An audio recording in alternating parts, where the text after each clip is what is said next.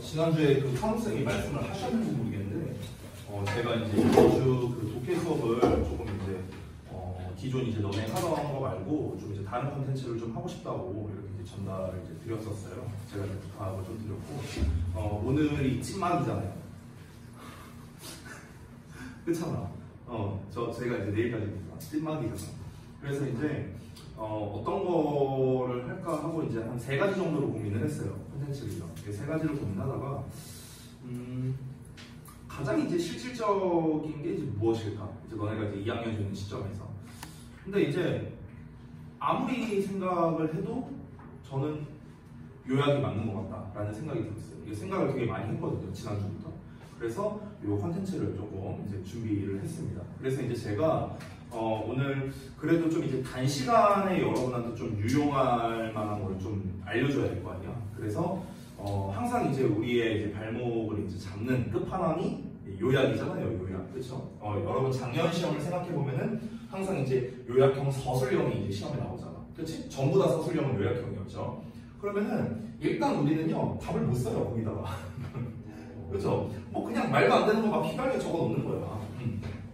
그래서 이제 그거를 우리가 사전에 이제 사실 대비를 해야 되거든요. 그게 이제 여러분만 못 쓰는 게 아니에요. 다 못 써요. 다. 근데 이제 차이가 있습니다. 그 요약문 그런 이제 서술형을 이제 잘하는 학생과 이제 그렇지 못한 학생의 이제 차이가 있는데 저는 크게 이제 2가지라고 생각합니다.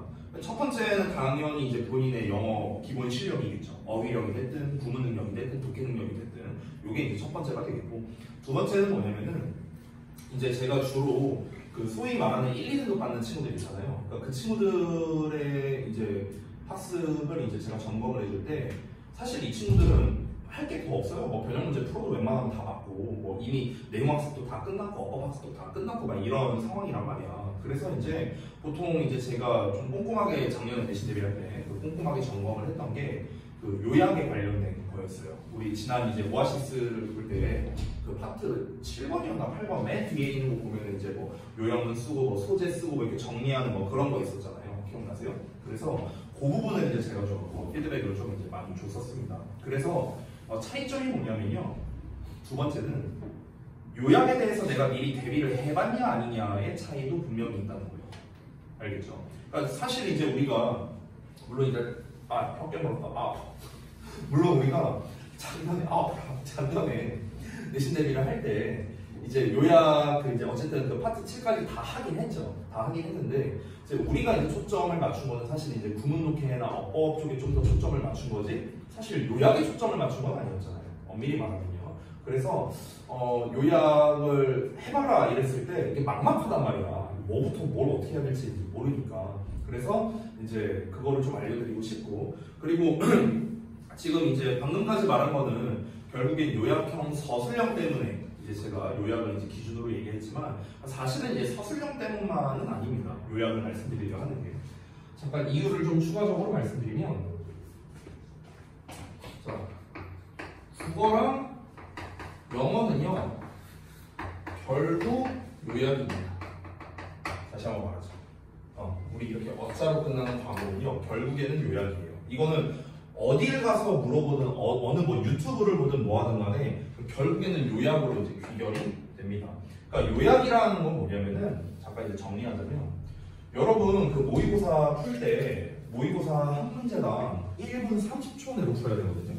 그래야 시간이 안 모자라요. 근데 1분 30초 내에 문제를 푸는 건 개뿔씨 지문도 못 읽어요. 그렇잖아. 너무 이게 길잖아. 이게 해석이 안 돼. 해석도 안 돼. 대충 해석했어. 근데 대충 해석하니까 뭔 말인지도 모르겠어. 근데 문제를 풀어야 돼. 그럼 하나 푸는데 막 4, 5분 걸려. 그러면 이제 보통 이 정도 걸리면 우리가 모의고사 풀 때 어떻게 되냐면 한 30번대 있죠. 30번대. 그러니까 30에서 한 35번쯤. 이쯤 풀 때 시간 끝나요. 보통. 한 이쯤 풀 때 이제 시간 5분 남았다고 하네. 다시 망했다. 이제 뒷번호 막 찍고 이렇게 되는 거죠. 대부분 그렇거든요. 그러면 실제로 이 모의고사나 이런 시험을 잘 보는 친구들은 진짜 글을 그렇게 빨리 읽는 건가? 물론 이제 빨리 읽겠지만 이제 우리가 내신 대비할 때처럼 막 이렇게 세세하게 이제 글을 읽거나 그런 거는 아닙니다. 국어는 어떻습니까? 국어는 지문이 더 길잖아요. 그렇죠? 막 한 페이지 다 차지하고 이런 경우도 있죠. 그렇죠? 그러면은 그렇게 그 긴 거를요 언제나 읽고 앉아 있습니까? 그렇죠? 그래서 결국에 핵심은 뭐냐면요 얼마나 요약을 잘하느냐가 중요한 거예요. 예를 들어서 국어를 기준으로 말하자면 뭐 비문학 지문이 있다고 쳐볼게요. 그럼 비문학 지문이 시험 페이지가 이렇게 있으면 지문이 여기부터 여기까지 나와 있어. 이렇게 돼 있잖아. 국어 지문 보면. 그렇죠? 그래서 문제 여기 2개 딸려 있고 뒷페이지에 보면 문제 한 3개 정도 더 있고 이런 식이잖아. 국어 시험지 보면은요. 맞죠?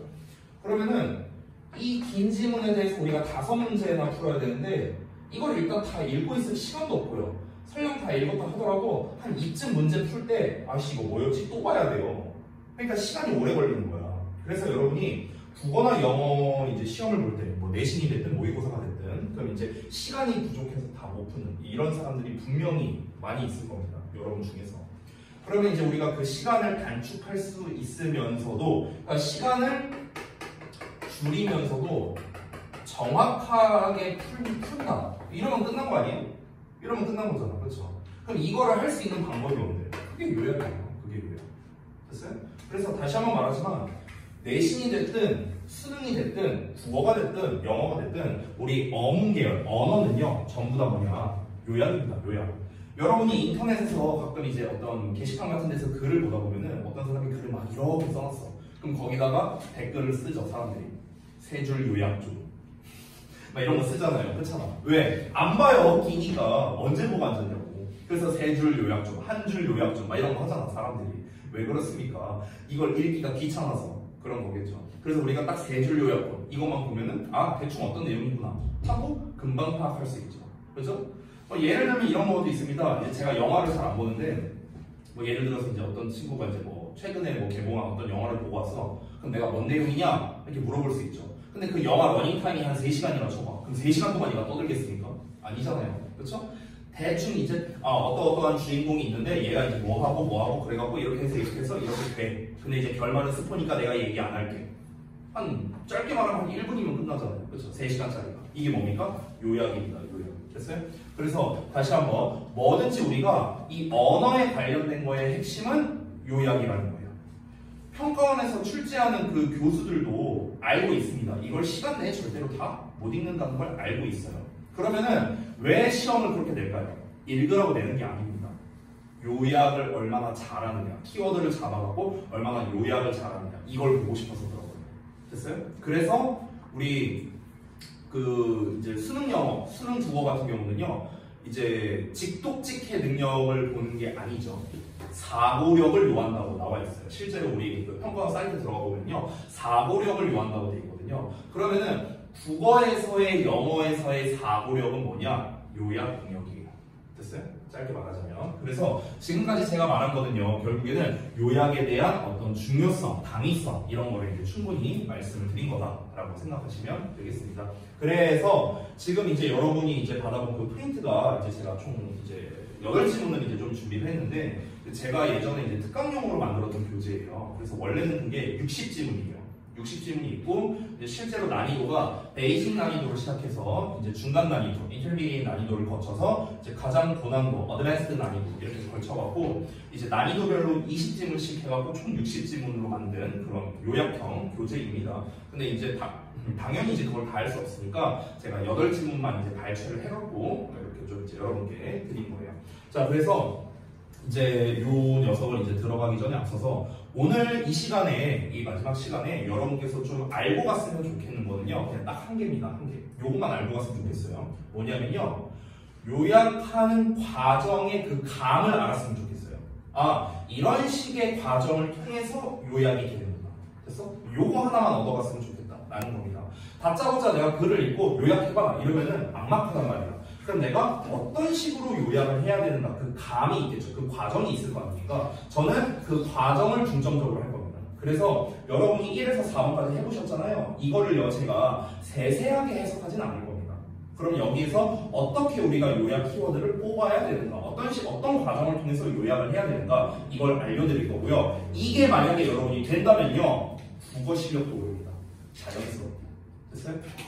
다시 한번 말합니다, 여러분. 여러분이 본인이 만약에 영어, 국어가 4등급 이하다. 그러면요, 고민할 필요가 없습니다. 무조건 요약이에요. 무조건 요약이야. 1등급까지 요약만 합니다. 알겠죠? 다시 한번 강조할게요. 자, 그러면은 앞에 있는 내용을 보겠습니다. 이건 이제 프린트에 없는 내용이기 때문에 자, 앞에 있는 내용을 보면서 할게요. 요약문을 완성하기 위해서 우리에게 필요로 되는 어떤 능력들이 있겠죠. 그거를 간략하게 정리를 해봤습니다. 자, 첫 번째 당연히 어휘력입니다. 왜냐하면 영어잖아요. 그러니까 이제 당연히 우리가 어떤 어휘를 알아야겠는데 지금 제가 여기서 말하는 어휘력은요, 단순히 단어 개수를 많이 알고 있다를 말하는 게 아닙니다. 그게 아니고요. 어휘 변환 능력 또는 연상 능력이라고 볼 수 있겠습니다. 이런 거를 한마디로 뭐라고 하냐면요, 재진술 능력이라고 말합니다. 재진술 능력. 영어로는 제가 여러 번 얘기했던 paraphrasing이라고 부릅니다. paraphrasing이 재진술이죠. 그래서 어휘 변환 능력은 뭐고 연상 능력은 뭐냐? 예를 들어 볼까요? 자, 어휘 변환 능력은 뭐 이제 제가 뒤에 예시를 써놓긴 했는데 미리 한번 써볼게요. 예를 들어서 인생은 순환적이다 이렇게 나온다고 쳐볼게요. 본문에서 글을 읽었는데 그럼 여기서 순환적이라는 말이 나왔습니다. 그럼 이 순환적이라는 말과 결국에 같은 말이 뭘까? 이걸 한번 생각해 보자고요. 어떤 말이 있을 것 같아요? 순환적이다. 한번 여러분이 떠오르는 순환적이라는 게 뭘 말하는 것 같아요? 재민아, 뭘 말하는 것 같아요? 순환적이다. 어떤 느낌이 들어요? 돌아간다. 그럼 돈다. 근데 돌아간다라는 게 결국엔 뭘 의미하는 거예요? 여기서 이제 여러분의 이제 어휘력이 드러나는 거예요. 지금 한글이잖아, 한글. 그렇죠? 자, 은서, 순환적이다가 뭔 것 같아? 어떤 거? 반복. 오케이. 아주 좋아요.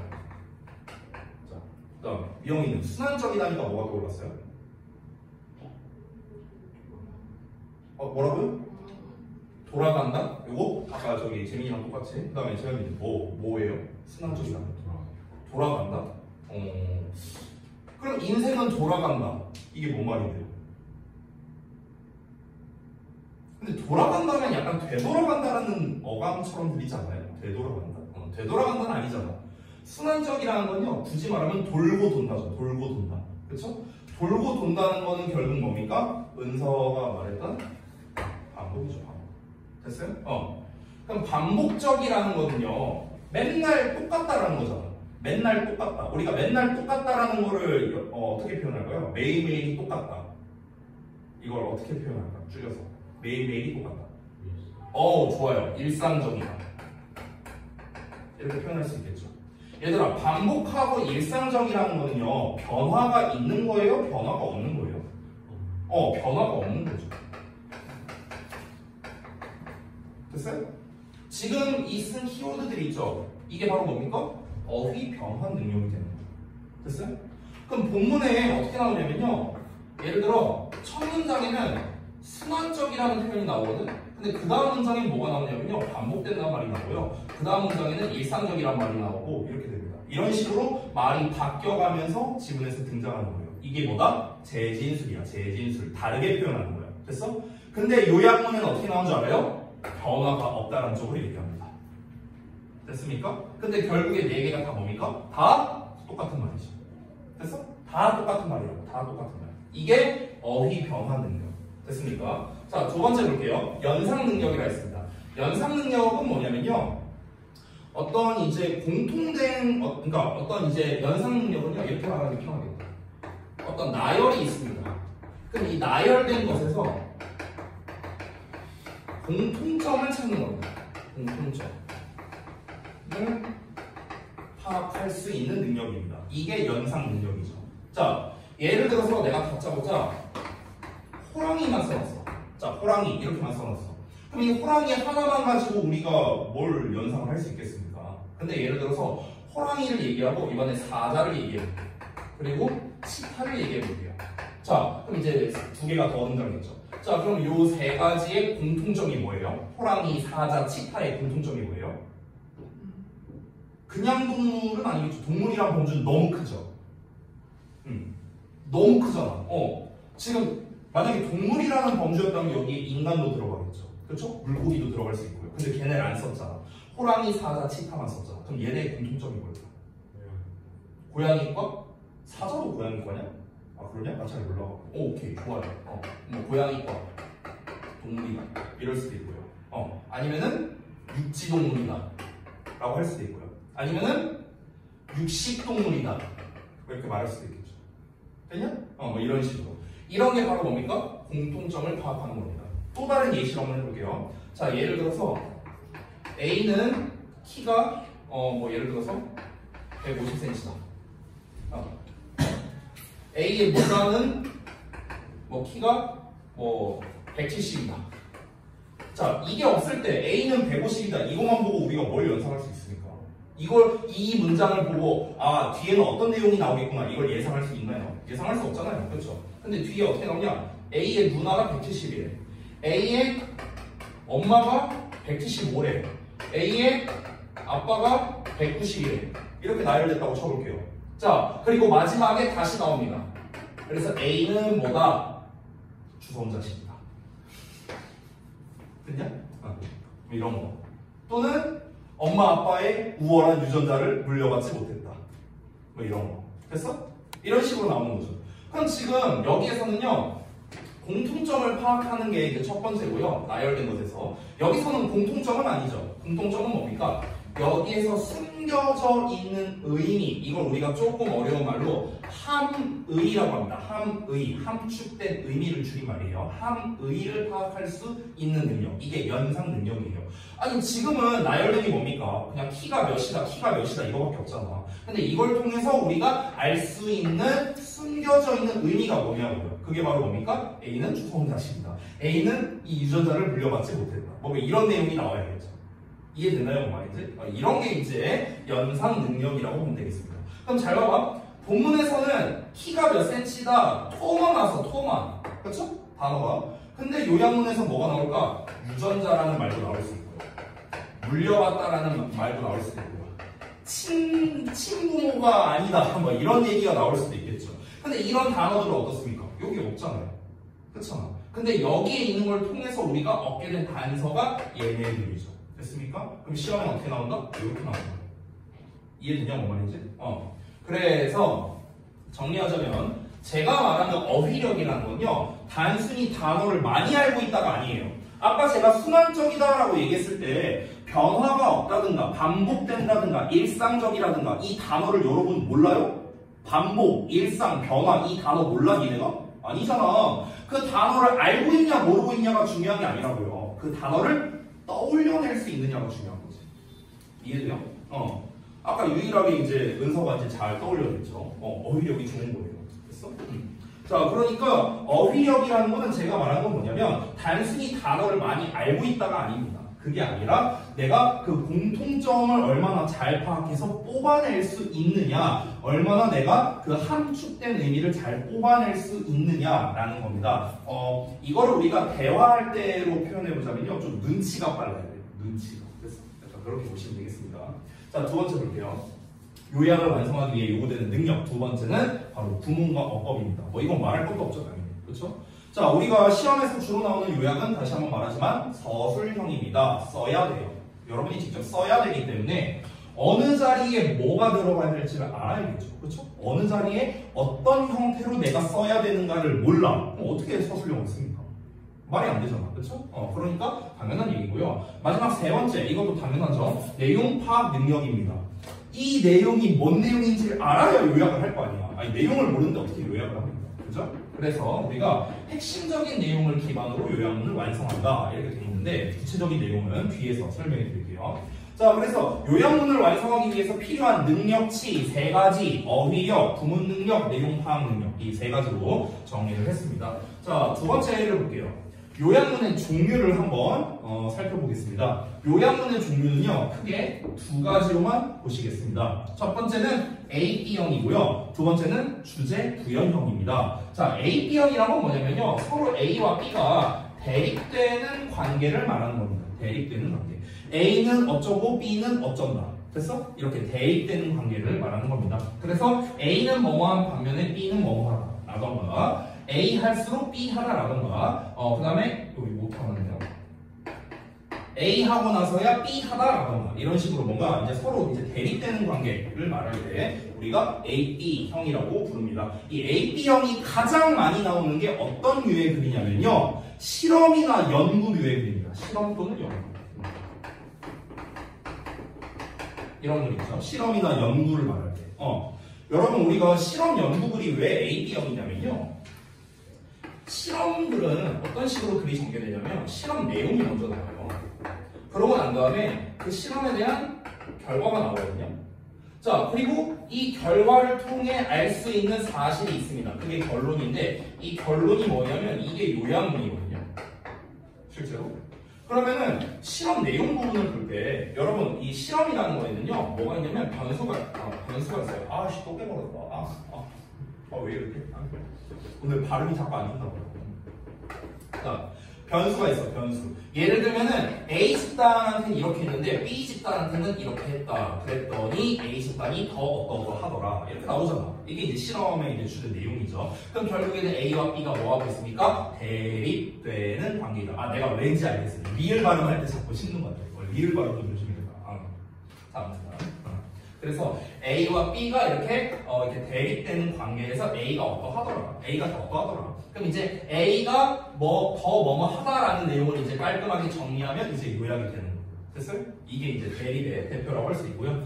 자, 그 다음에 이제 주제 부연형이 있습니다. 주제 부연형은 이제 대표적으로 뭐가 많이 나오냐면요. 인과관계가 많이 나옵니다. 인과관계. 그러니까 인과라는 건 원인과 결과를 말하는 거죠. 그래서 주로 원인과 결과를 나타내는 표현들이 이 주제 부연형으로 많이 나오는데 제가 여기에 써놓은 예시들이 있잖아요. 여기에 있는 게 다 인과관계라고 보시면 돼요. 전부 다. 그러면은 미리 말하면 원인에 해당하는 게 있고 결과에 해당하는 게 있지 않겠습니까? 그러면 이 원인에 해당하는 게 부연이고요. 결과에 해당하는 게 주제다라고 생각하면 편하거든요. 됐어요? 그러니까 예를 들면 이런 거야. 예를 들어서 어떤 글이 있어. 어떤 글이 막 이렇게 있는데 예를 들어서 이 글에 예를 들어 주제가 이렇게 볼게요. 예를 들어서 자 이미영은 인형이 자 뭐 말도 안 되지만 자 볼게요. 농담이야. 자 이게 만약에 이 글의 주제라고 쳐봐요. 자 그러면은 이것만 요약문으로 딸랑 쓰겠습니까? 아닙니다. 요약문은 조금 더 길죠. 그렇죠? 그러면은 이거는 주제예요. 주제. 그럼 이제 뭐가 나와야 됩니까? 부연이 나와야 돼요. 그럼 부연 설명으로서 뭐가 나와야 됩니까? 예를 들어서 얘가 왜 미녀인데? 왜? 어떤 이유가 나오겠죠. 그렇죠? 그럼 여기서 핵심적인 이유가 있을 겁니다. 핵심적인 이유가 뭐냐? 미영이가 뭐 키가 크고 뭐 피부가 어떻고 뭐가 어쩌고 저쩌고 막 이런 이제 부연 설명들이 나와. 됐어? 그러면 이제 이거를 종합해서 요약으로 만드는 거예요. 주제와 부연을 합쳐서. 됐어? 그럼 이제 우리가 어떤 식으로 요약을 만들면 될까요? 미영이는 블라블라블라블라블라 하기 때문에 그래서 미녀의 범주에 들어간다. 되냐? 이러면은 요약문이 완성되는 거야. 그럼 내가 방금 전에 블라블라블라 하기 때문에 라는 건 뭐예요? 다 부연이잖아. 부연.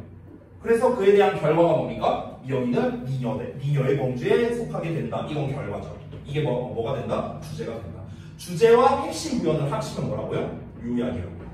알겠습니까? 그에 대한 대표적인 패턴이 바로 이런 놈들이 되는 건데 당연히 원인과 결과를 나타내는 거의 대표가 여러분이 잘 알고 있는 비커즈일 거 아니에요. 비커즈뿐만 아니라 since나 as도 되겠죠. 그렇죠? as는 보통 이제 시험에서는 잘 안 나오고요. because나 since가 많이 나옵니다. 둘 다 때문에라는 뜻이고요. 자, 그 다음에 여기 by ing가 나왔는데 뭐뭐 함으로써 뭐뭐 한다 라는 표현이죠. 이렇게 함으로써 A라는 결과를 낸다는 거예요. 됐니? 그래서 B가 부연이 되고 A가 결과가 됩니다. A 어쩌고 which B가 나옵니다. A 했어. 그리고 그것이 B 한다라는 거거든요. 그리고 그것이 B 하다. 그럼 여기서 그리고 그것이 하고 뒤에 나오는 내용이 바로 결과가 됩니다. 그래서 A가 원인, B가 결과 이렇게 되는 거예요. 자, B 할 때 A 한다라는 거예요. 여기서 할 때라는 거는요, 뭐 하면 이렇게 해석해도 되거든요. if랑 같은 의미입니다. 그래서 B 한다면 A 하게 된다라는 겁니다. 그래서 A 하게 된다는 게 최종적인 결과가 되겠죠. 그래서 부연, 결과 이렇게 되고요. 자, 그 다음에 lead to cause, result in 이런 표현이 있는데 이게 전부 다 뭐냐면요. 뭐뭐를 유발하다 이 뜻이거든요. 유발하다. 그럼 A라는 원인이 B라는 결과를 유발한다는 거예요. 그래서 얘가 원인, 얘가 결과. 그래서 얘가 부연, 얘가 주제. 됐습니까? 그러니까 대부분의 요약문들은요. 그냥 기본적으로는 주제와 부연을 합친 형태가 제일 많이 나와요. 됐습니까? 자, 그래서 이제 지금 대표적인 요양문의 종류 두 가지를 봤는데요. 이렇게 정리하시면 간단합니다. 다시 한번 볼게요. A, B형, 즉 대립형 같은 경우는 주로 이렇게 실험이나 연구류 글에서 많이 나온다라는 점. 뭔가 두 가지를 가지고 노는 거죠. 됐어? 이렇게. 그리고 두 번째, 주제 부연형은 어떤 핵심적인 주제를 말하고 그에 대한 부연 설명이 이어지는 경우입니다. 됐어? 이게 합쳐지면은 요양문이다 라고 볼 수 있어요. 주역보 특성으로 좀 말해볼게요. 주역보가 1년에 한 번 정도씩 이제 서술형으로 내는 어떤 글의 종류가 있습니다. 그게 어떤 거냐면요. 전문 용어예요. 전문 용어. 전문 용어. 무슨 말이냐? 글이 이렇게 있어. 근데 예를 들어 첫 문장에 예를 들어 뭐라 그럴까? 반음 효과를 할까? 반음 이펙트라는 단어가 나왔어. 반음 효과가 블라블라블라블라 하다 이렇게 나왔다고 쳐볼게요. 여러분 반음 효과가 뭔지 알아요? 잘 모를 거 아니야, 그렇죠? 그러니까 이 반음 효과가 뭐예요? 전문 용어예요, 전문 용어. 됐어? 그럼 전문 용어가 나왔을 땐 중요한 게 뭐냐면요. 내가 한번 얘기한 적이 있는 것 같은데 전문 용어가 나오면 뭐가 중요하다? 정의가 중요하다. 반음 효과란 이런 것이다. 됐어? 이런 정의가 중요하단 말이야. 그러면은 주역에서 작년 2학년 때 나왔고 재작년 2학년 때도 나왔거든요. 이제 이게 뭐였냐면요. 다 전문 용어가 있는 그런 글들이 있을 거 아니에요. 지금 뭐 예를 들면 지금 반응 효과라든가 뭐 자이가르닉 효과라든가 또 뭐가 있었을까?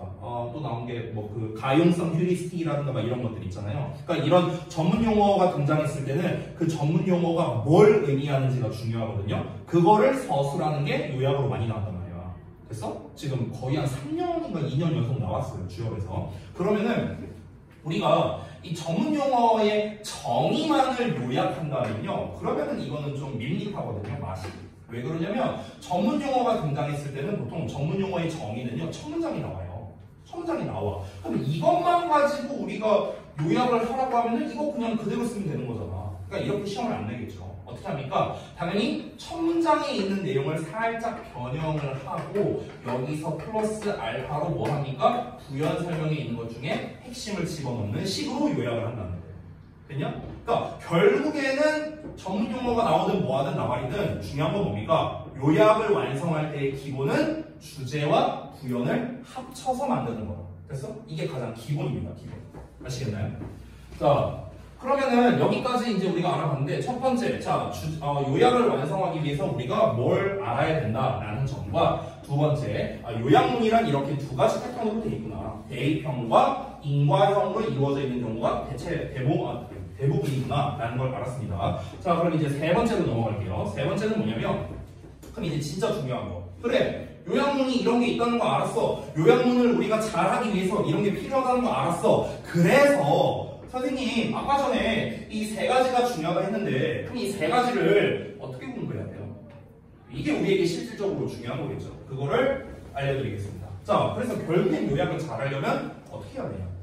제가 아까 위에서 말했던 어휘력, 구문어법, 내용 파악 능력 세 가지를 기반으로 구체적인 예시로 설명을 했습니다. 자, 한번 볼까요? 어휘력을 기르려면요 방법이 하나밖에 없습니다. 이건 직접 많이 해봐야 돼요. 많이 해봐야 돼요. 뭐를요? 어휘나 내용 전환하는 연습을 많이 해볼 수밖에 없어요. 이거밖에 없어. 아니 나라고 이 어휘, 그러니까 이 재진술 능력이라 할게요. 지금부터 나라고 처음부터 이 재진술을 잘했겠냐고요. 제가 절대 아니고요. 저도요 재진술을 제가 국어를 잘 못해요. 그래서 나도 재진술 하는데 좀 애를 많이 먹었어요. 그래서 어떻게 했냐, 말을 그냥 계속 바꿔본 거야. 말을 계속 바꿔보고 그 다음에 이제 학교 시험지를 봤을 때 말을 이렇게 바꿔서도 낼 수 있구나 라는 걸 내가 깨닫고 그런 걸 하나씩 이제 경험치로 쌓은 거죠. 그러니까 많이 바꿔봐야 돼요. 아까 내가 알려줬던 인생은 순환적이다 라고 얘기했잖아. 그쵸? 그럼 순환적이란 건 일상적이고 변화가 없고 아까 은서가 말한 대로 반복되는 거고 유연하지 못하고 뭐 적응성이 없고 뭐 이런 식으로 우리가 말을 바꿀 수 있고요. 인생이라는 건 말 그대로 이제 어떤 사람의 큰 어떤 이제 삶의 이제 큰 틀이잖아요. 그러면은 인간의 삶의 큰 틀은 이런 식으로 우리가 말을 바꿀 수도 있고요. 아니면은 삶의 끝으로 다가가는 여정은, 그렇죠? 이런 식으로 우리가 말을 바꿀 수도 있겠죠. 됐습니까? 그럼 인생은 순환적이다라는 말을 어떻게 바꿀 수 있습니까? 사람이 태어나고 죽는 순간까지, 그러니까 그 끝을 향해 달려가는 여정은 유연하지 못한 뭐 또는 적응성이 없는 과정이다. 뭐 이런 식으로 말을 바꿔 쓸 수 있는 거야. 그렇죠? 근데 이제 그 말을 이제 짧게 줄이면 이렇게 되는 거예요. 됐습니까? 그러니까 우리가 말을 변환하는 연습을요 많이 해볼 수밖에 없어요. 이거는 두 번째 볼까요? 자, 구문어법입니다. 이건 좀 더 실질적인데요. 이 구문어법을 잘 알려면 어떻게 해야 될까? 여러분이 중학생이 아니고 이제 고등학교 2학년 되는 거잖아요. 그러면요, 저는 솔직히 말하면 어법에 대해서 아주 세세하게까지 알 필요는 없다고 생각해요. 좀 미안한 얘기인데 아주 세세하게 공부하기에는 조금 늦었어요. 그러면 중요한 건 뭐냐면요, 핵심만 기억하면 돼요. 핵심만. 근데 문제는 뭐냐? 우리는요 뭐가 핵심인지를 몰라요. 그죠? 그래서 그 뭐가 핵심인지를 알려줄게요. 여러분이 어법을 배울 때 핵심은 뭐냐면요, 품사, 자리, 해석입니다. 이게 핵심이다. 됐어? 그러니까 내가 만약에 또는 어떤 선생님이 여러분한테 야, 관계대명사가 뭐냐? 이렇게 물어봤어. 그럼 너네는 관계대명사의 품사, 자리, 해석 요 세 가지 중에서 단 하나라도 말을 못한다? 그러면은 그 어법을 제대로 배웠다고 할 수 없는 거예요. 됐냐? 이 세 개를 다 풀 줄 알아야 돼. 관계대명사가 뭐냐? 관계대명사는 명사를 꾸며주는 형용사절이고요. 명사 뒤에 위치해서 뭐뭐 하는으로 해석돼요. 이러면 끝나는 거예요. 됐냐? 이걸 알아야 된다고. 이게 제일 중요해요. 어법을 배울 때. 야, 분사구문이 뭐냐? 분사구문은 부사구인데 보통 문장 맨 앞이나 맨 뒤에 써서요, 뭐뭐 하면서 또는 그리고 뭐뭐 하다라고 해석합니다. 됐냐? 품사, 자리, 해석. 그래서 이걸 알아야 된다고. 이거를 하나라도 대답을 못한다면 뭐라고요? 어법 제대로 공부한 게 아니라고요. 반대로 말하면 품사, 자리, 해석만 제대로 알아도 여러분이 반은 먹고 들어가는 거야. 반은 먹고 들어갈 수 있어요. 됐어? 어디다 쓰는지 알고, 해석 어떻게 되는지 알고, 어떤 형태로 쓰는지 안다. 이러면 끝난 거 아니에요? 이러면 끝난 거잖아. 그렇잖아. 여러분, 제가 그 첫 어법 시간에 OT 할 때 얘기했던 것 같은데, 영어는 위치 언어라는 얘기를 했어요. 영어는 자리에 따라서 해석이 달라지는 언어이기 때문에 자리가 굉장히 중요하고요. 그 자리에 알맞는 형태가 정해져 있습니다. 그 형태를 알기 위해서 우리가 품사를 배운 거고요. 그리고 최종적으로 자리마다 해석이 정해져 있죠. 그렇죠? 그것만 알면 뭡니까? 어법 끝난 거예요. 어법 끝난 거예요. 예를 들어봐. blah blah blah. All time in the country, traditions are the foundation of culture. 이렇게 문장이 나와 있어. 그럼 이제 빈칸에 이제 뭐가 들어가야 되는 거야? 이렇게 했을 때 여기서 이제 우리가 단서를 얻어야 돼요. 콤마가 이렇게 나와 있고요. 뒤를 보면은 주어 동사가 있는, 즉 주절이 있고요. 이게 첫 번째 단서. 두 번째를 보자면요, 빈칸 뒤를 봤을 때 목적어가 나와 있지 않습니다. 그러면은 결국에 얘는 이 덩어리가 수식어, 즉 부사로 쓰였구나. 그러면서 뒤에 목적어가 없는 어떤 부사구를 만들어야겠구나. 접속사를 쓰자니 주어 동사가 없잖아요. 그렇죠? 전치사를 쓰자니 명사가 없고요. 그렇죠? 그럼 여기서 쓸 수 있는 건 뭐밖에 없는 거야? 분사구문밖에 못 쓰겠구나. 부사구의 역할을 하니까. 부사의 역할을 하니까. 근데 분사구문은 ing 아니면 pp인데 뒤에 목적어가 없으니까 pp가 들어갈 확률이 높겠구나. 뭐 이런 식인 거야. 됐어? 그러니까 우리가 어느 자리에 빈칸이 뚫렸을 때 어떤 형태로 어떤 품사가 들어가야 되는지를 안다는 거. 이게 요약할 때 기본, 즉 구문의 기본이라는 겁니다. 세 번째 볼게요. 내용 파악 능력. 자, 우리가 항상 글을 읽을 때는요, 주제가 뭔지를 생각할 줄 알아야 돼요. 여러분, 모든 글은요, 한 단락당 주제가 한 개입니다. 무조건이야. 무조건이야, 무조건. 알겠어요? 한 단락당 주제가 몇 개라고요? 한 개라고요, 한 개. 됐어? 우리 작년에 그 교과서 내용을 한번 생각을 해보자. 우리 식과 교과서 했을 때 소방관 레스럴드 나와갖고 공감 능력 발휘하고 이런 내용이었어요. 기억나세요? 그 지문을 한번 생각해봐. 그 지문은 크게 4단락으로 나뉘거든요. 4단락. 그러면 그 단락별로 주제가 달랐어요. 근데 바꿔 말하면 그 단락의 안에서, 그 단락 안에서의 주제는 바뀌지 않았습니다. 무조건 한 개씩밖에 없어요. 주제는. 됐어? 한 단락에는 주제가 절대 2개 이상 나올 수가 없습니다. 이 교과서 전체의 큰 틀의 핵심 소재는 공감 능력이었죠. 그렇죠? 근데 우리가 본문 초반의 내용은 뭐였냐면요, 레서드가 그 어린아이를 대상으로 공감 능력을 발휘했다라는 게 주된 내용이었고요. 그 다음 단락에 나왔던 거는 이 공감 능력을 누구나 가지고 있는데, 공감 능력을 누구나 가지고 있다가 뭡니까? 글의 주제고요. 그에 대한 부연 설명으로서 뭘 말했냐면은 거울 여론의 존재에 대한 이야기를 했었어요. 됐어? 그러면 내가 지금 방금 전에 뭐 얘기했습니까? 주제, 누구나 공감 능력을 가지고 있다. 부연으로 뭘 말했어요? 거울 여론의 존재 때문에. 됐어? 그럼 이 두 가지 합치면 뭐가 돼요? 요약이 된다고요. 됐어요? 그러니까 다시 한번 말하지만 모든 글은 주제가 있고요. 그리고 그에 대한 핵심적인 부연 설명이 있다고요. 자, 예를 들어볼게요. 예를 들어 어떤 글을 읽는데 사람들은 선풍기 틀고 자면 죽는다고 생각해. 하지만 실제로는 그렇지 않아. 내가 창문이 없는 방에서 2개 선풍기 틀고 6시간 동안 잠을 자봤는데 근데 약간 어지럽긴 했거든? 근데 나 안 뒤졌잖아. 자, 이런 글이 있다고 쳐볼게요. 그럼 이런 글을 어떻게 요약을 해야 될까? 이 글에서의 핵심 주제가 뭐냐고. 선풍기 틀고 자도 안 뒤진다. 이게 이 글의 주제잖아. 그렇죠? 그럼 이거에 대한 부연 설명은 뭡니까? 본인의 실험을 통해서 알게 된 거죠. 그렇죠? 그럼 여기서 본인의 실험을 통해서 약간의 문제가 있었죠. 약간의 문제가 뭐였습니까? 멀미가 있었대요. 됐어? 그럼 약간의 멀미를 제외하고는 그럼 여기서 멀미가 있었다는 건 뭡니까? 부연 설명이잖아. 멀미가 주된 내용이 아니잖아. 주된 내용은 뭡니까? 선풍기 틀고 자도 안 죽는다는 거잖아. 그렇죠? 그래서 내가 말을 어떻게 바꿨는지 볼래요? 선풍기를 튼 채로 잠드는 것은 건강상 문제가 없다. 말을 바꿨었죠. 건강상 문제가 없다. 건강상 문제가 없다는 건 뭡니까? 안 뒤진다는 거야. 됐어? 이렇게 말을 바꿔 쓴 거라고. 그래서 지금 핵심적인 부연과 핵심적인 주제를 합쳐서 요약문으로 된 거죠. 됐습니까? 그래서 여러분 아까 제가 A, B형이 있고 주제 부연이 있다고 이제 설명을 했는데 더 큰 틀로 가자면요. 결국 요약을 하는 거에 가장 기본 패턴은 주제와 부연을, 그러니까 핵심적인 부연을 합쳐서 만드는 것이다. 이게 주제의 기본이다. 요약의 기본이다.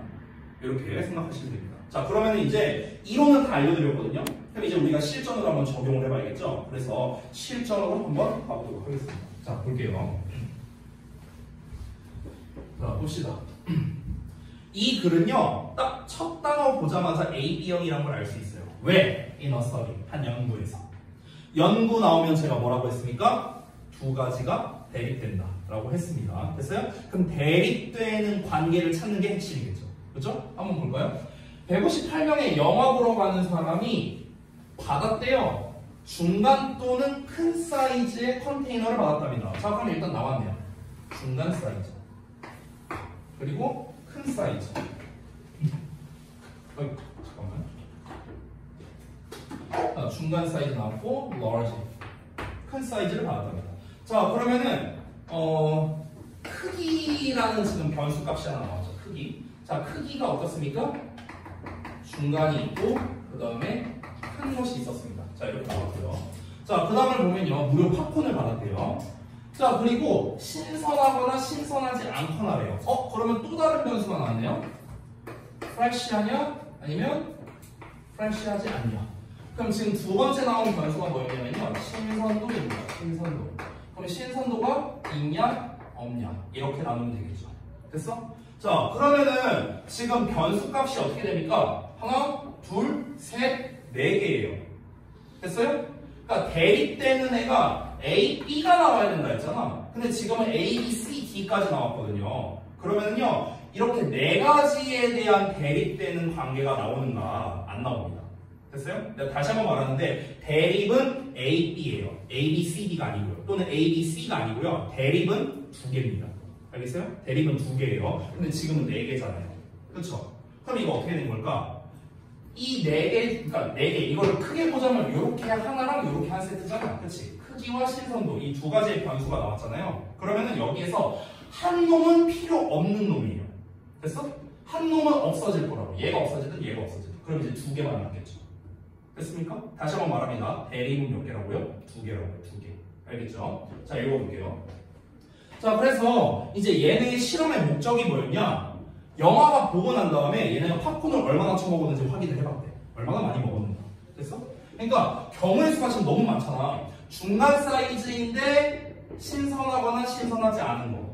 이렇게 나올 수 있고, 큰 사이즈인데 신선하거나 신선하지 않은 거. 이렇게 나오겠죠. 경우의 수가. 그럼 경우의 수가 너무 많죠, 지금. 자, 그래서 이제 알아봤더니, 또 이제 영화 관람객들이 또 이제 뭐를 이제 질문을 받았냐면요. 팝콘이 맛있었냐, 맛이 없었냐, 뭐 이런 질문도 받았답니다. 자, 그럼 여기까지가 뭐냐? 실험 내용입니다. 그럼 실험 내용 나왔으면 결과가 나와야겠죠. 그래서 또 results, 결과 나왔습니다. 결과가 어떻게 되는지 볼까요? 자, 영화 관람객인데, 자, 프레쉬 팝콘을 받았답니다. 프레쉬 팝콘. 자, 그럼 일단은 신선도가 있는 거, 요거 나왔고요. 자, 얘네들이 근데 45.3%만큼을 더 많이 먹었답니다. 됐어? 뭐보다? When it was given to them. 주어졌을 때보다. 주어졌을 때 큰 용기에 주어졌대요. 자, 그러면은 지금 어떻게 된 겁니까? 이 두 개가 섞인 겁니다. 이때 결국에 얘네가 알아보려고 하는 거는 이제 팝콘 이제 섭취량이라고 보면 되겠네요. 팝콘 섭취량.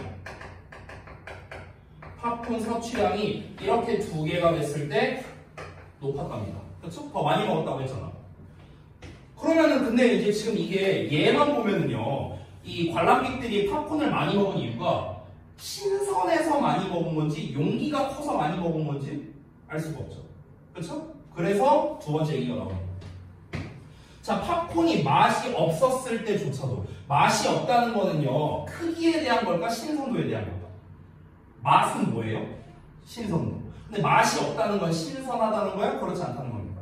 그렇지 않다는 거죠. 그렇죠? 그러면은 지금 두 번째에서 말하는 건 뭡니까? 신선하지 않았을 때. 이걸 얘기하는 겁니다. 자, 신선하지 않았을 때조차도 사람들은요, 팝콘을 더 많이 먹었는데 그게 언제냐? large container. 자, 그럼 지금은 어떻습니까? 이런 상황입니다. 됐어요? 근데 이때도 팝콘 섭취량이 어땠다? 높았대요. 그럼 여러분, 신선하냐 신선하지 않냐는 지금 요 팝콘 섭취량과는 무관하죠. 이해돼요? 뭔 말인지? 아니, 신선하냐 신선하지 않든 간에 사이즈가 크면은 무조건 많이 먹었다며. 그렇잖아. 그럼 이제 우리가 둘 중에 변수로서 고려할 필요가 없는 건 크기예요, 신선도예요? 신선도죠. 얘는 고려할 필요가 없죠. 왜? 아니, 신선하든 신선하지 않든 많이 처먹었다며. 됐어? 그러면은 신선도는 변수에 영향을 줄 수가 없는 겁니다. 됐습니까? 그럼 결국에는 여기에서 핵심은 뭡니까? 사이즈가 중요한 거죠. 됐니? 그럼 결국 우리가 뒤를 더 읽을 필요도 없어요. 결국 우리가 알 수 있는 건 뭡니까? 팝콘 섭취량을 결정짓는 것은 무엇입니까? 용기의 사이즈다 라는 걸 알 수 있습니다. 더 구체적으로 말해볼까? 용기 사이즈가 크면 사람들은 팝콘을 더 많이야 적게요? 더 많이 먹는다고요. 신선도는 상관이 있어요, 없어요? 상관없다고요. 됐어? 그러면은 여기가 주제에 해당하는 거겠죠. 그렇죠? 이 팝콘 사이즈가 큰 게 많이 먹는다. 이게 주제잖아. 그렇죠? 부연은 뭘까요? 이게 부연인 거. 됐어? 신선도는 관련이 없으니까 부연인 거죠. 이해돼요? 그럼 주제와 부연을 합치면 뭐가 된다고요? 요약이 된다고. 그러면 합쳐볼까요? 신선도라는 말을 쓰고 싶어요. 근데 신선도는 관련이 있다, 없다? 없다. 그럼 신선도랑은 관련 없이 그 무료 팝콘 용기의 사이즈가 컸을 때 사람들이 팝콘을 더 많이 먹는 경향이 있었다. 이러면 뭐가 되는 거야? 요약문이 완성되는 거야. 됐습니까? 자, 그래서 다시 한번 정리하자면요, 우리가 이제 요약해 나가는 과정이 어떻게 되냐면요, 주와 부를 찾는 게 핵심이거든요. 주와 부. 됐어? 근데 지금은 실험 내용이었잖아. 실험 내용에서 뭐가 중요하다? 대립 때는 두 가지가 나온다고. 근데 얘는 대립 관계라고 볼 수가 없어요. 이 본문에서는. 왜? 얘는 영향을 안 줬으니까. 결과에 영향을 안 줬잖아. 결국에 내가 여기서 팁으로 좀 쓰자면요, 실험류, 그래서 대립 관계를 찾는 게 핵심이거든요. 대립 관계 파악이 핵심이에요. 여기 좀 지울게요. 핵심인데, 여기서 말하는 대립 관계라는 건 결국에 뭘 말하는 거냐면요, 결과에 영향을 주는 요소를 말하는 겁니다. 됐어? 얘는 결과에 영향을 안 줬죠. 그래서 얘는 대립관계로 취급하지 않은 거고요. 얘는 결과에 영향을 줬죠. 그러니까 얘는 대립관계로 취급한 거고, 결국에 이게 무엇이? 이게 핵심이라고 했죠. 이게 핵심이니까 얘가 바로 뭐가 된다? 주가 된다. 주제라고, 주제. 됐어? 실험류 그래서의 팁입니다. 실험류글.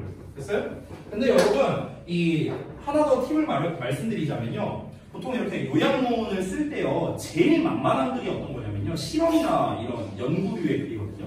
실험, 연구, 조사, 통계 이런 글들 있잖아요. 얘네가 요약으로 내기 정말 좋은 글들이에요. 그래서 실제로 너네가 모의고사 문제를 풀어볼 때 그 모의고사에서 40번에서 요약이 나오거든요. 그러면 너네가 한번 봐봐, 나중에. 40번 지문을 보면은 대체적으로 실험 연구류의 글이 많아요. 대부분 그래요. 대부분. 그래서 실험 연구 조사 통계 이런 글이 대부분 40번 지문에 많이 나오거든. 그러면은 반대로 생각을 해보자. 반대로. 니네가 만약에 내신 대비를 하고 있어. 내신 대비를 하는데 뭐 이제 뭐 모의고사, 뭐 외부 질문 뭐 이런 거 받을 거 아니야. 뭐 EBS 교재나 이런 거. 그럼 너네가 딱 지문을 받았어. 예를 들어서 시험 범위가 유닛 뭐 1부터 뭐 7까지다 이런다고 한번 쳐볼게요. 근데 내가 유닛 1에 있는 글을 읽고 있는데 유닛 1이 예를 들어서 제목 단원이야. 제목 단원. 제목 문제만 쫙 나와 있어. 이렇게 나와 있는데 근데 여기 유닛 1에 예를 들어 뭐 유닛 1-1 지문을 보니까 이게 연구에 대한 글이야. 연구에 대한 글. 그러면은 우리는 이 글을 읽으면서 뭘 생각할 수 있어? 아, 요약으로 시험 나올 수 있겠구나. 이렇게 생각할 수 있는 거야. 이해돼? 뭔 말인지 지금? 왜냐면 실험 연구류 글이 요약으로 잘 나오는 거야. 됐냐? 대립의 대표여서 그래요. 대립의 대표여서. 됐죠? 자, 요거 이제 뭐 이게 정답이 쭉 있는데 이 정답은 걱정하지 마십시오. 제가 답지 드릴 겁니다. 걱정 안 하셔도 돼요. 자, 그럼 바로 2번 갈게요. 바로 2번. 2번은 방금 전에 봤던 거랑은 패턴이 좀 달라요. 그래서 요것만 간략하게 설명드리고 좀 쉬는 시간 드릴게요. 잘 봐. 이거는 AB형이라기보다는요 주제 구현 패턴에 가까운데요. 아까 전에 제가 주제 구현 패턴에서 반복되는 거, 나열되는 거에서 이제 이 키워드를 좀 뽑아야 된다라는 걸 말씀드렸습니다. 아까 어휘력 얘기할 때도 얘기했었죠, 제가. 자, 그거에 가까운 글이에요. 한번 읽어볼게요. 제가 미리 좀 표시를 해드리자면요. 여기까지입니다. 여기까지. 첫 문장부터 여기 브로커 보이시죠? 여기까지가 이제 중요한데요. 한번 쭉 볼게요, 그냥. 자, 가끔씩 그 부족이 원을 그려서 모였대요. 그 부족은요, 그저 계속해서 얘기하고 했답니다. 목적도 없이요. 겉으로 보이는 어떠한 목적도 없이 그냥 모여서 이야기를 나눴대요. 그들은요, 결정도 안 해요. 리더도 없어요. 모두가 다 참여할 수 있었대요. 뭐에 참여할 수 있었다? 대화에 참여할 수 있었다는 거겠죠. 그렇죠? 지금 이야기한다고 했으니까 여기서 턱 나왔으니까. 물론 좀 똑똑한 사람은 있어요. 좀 이런 이제 그 똑똑한 사람들이 보통은 나이가 좀 많이 있는 사람이겠죠. 좀 현명한 사람들. 그러니까 이런 사람이 있긴 한데 하지만 여전히 모든 사람들이 이야기를 할 수 있었답니다. 이게 무슨 말을 하는 거냐면요. 봐봐. 우리가 회의를 한다고 해볼게요. 여기서도 회의라는 표현이 나오거든요. 또 미팅이라고 나오죠. 그렇죠? 회의라는 표현이 나오는데 보통 회의한다고 모이면요. 회의를 주도하는 사람이 있잖아요. 맞죠? 니네 동아리 같은 거 할 때 회의 같은 거 하지 않냐? 그럼 보통은 동아리장이 회의를 주도하지 않아요? 맞잖아요. 그렇죠? 동아리장이 회의를 주도하고 그 다음에 의견을 물어보고 그래 그럼 넌 이렇게 하고 넌 저렇게 해라 라고 보통 이제 결정을 지어주죠. 그렇죠? 근데 그런 게 없다는 거예요. 리더가 없어요. 리더가 없어. 보통 동아리장은 누가 맡습니까? 나이 많은 놈이 맡을 거 아니야. 그렇죠? 니네 1학년 때 2학년 선배가 동아리장 맡을 거 아니야. 1학년인 니네가 동아리장 맡아고 선배님 이거 하세요 이러진 않았을 거 아니야. 그렇잖아. 보통은 나이 많은 사람들이 리더를 한다고. 근데 나이 많은 사람들도 그런 리더 역할을 하지 않는다고. 여기 나와 있잖아. 그렇죠? 누구나 자유롭게 발언을 할 수가 있다. 결정도 안 한대. 됐어? 자, 그러면은 지금 여기까지 내용을 읽었을 때, 지금 읽은 게 여기까지거든요. 그럼 내용을 읽었을 때 우리가 알 수 있는 건 뭐냐면요. 일단 대화를 해요. 대화를 하든 뭐 회의를 하든 합니다. 근데 이게 지금 어떤 분위기입니까? 분위기가 어때요? 굉장히 좀 자유로운 분위기죠. 자유로운 분위기. 됐어요? 자유롭게. 됐어? 근데 우리가 여기까지 읽었을 때 자유라는 단어가 나왔나요? 안 나왔어요. free라는 단어가 안 나왔잖아. 그렇죠? 근데 우리는 연상해낼 수 있어야 된다는 거야.